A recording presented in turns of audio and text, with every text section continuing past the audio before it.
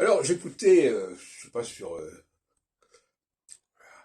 Radio Internationale, Radio France Internationale, une interview d'un chanteur anglais ou anglophone, peut-être africain d'ailleurs, puisqu'en Afrique il y a quand même pas mal de pays anglophones, comme le Nigeria, et l'intervieweur lui demandait s'il parlait français. Alors l'autre répond, oh, je connais quelques mots comme bonjour, etc. Mais c'est une plaisanterie. Cette personne qui parle l'anglais, elle possède des milliers de mots français dans sa langue. Alors qu'elle ne puisse pas s'y retrouver parce que la prononciation n'est pas la même, parce que la grammaire n'est pas la même, c'est entendu. Mais croire que, par exemple, bonjour, bon d'accord, très bien, bravo.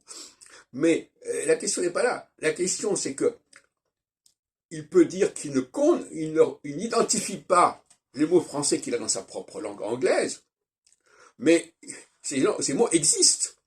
Donc, il y a une différence entre ce qu'il arrive à identifier et la réalité linguistique elle-même. Bon. Et ça, il est quand même essentiel et urgent d'y penser.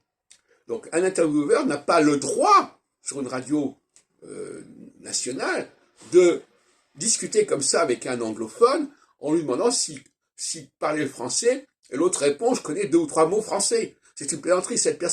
Toute personne qui parle anglais connaît des milliers de mots français.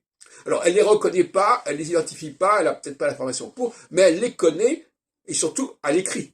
Et surtout à l'écrit. Parce que, ce qu'il faut comprendre, un anglophone va beaucoup mieux se retrouver dans la langue française écrite que dans la langue française orale.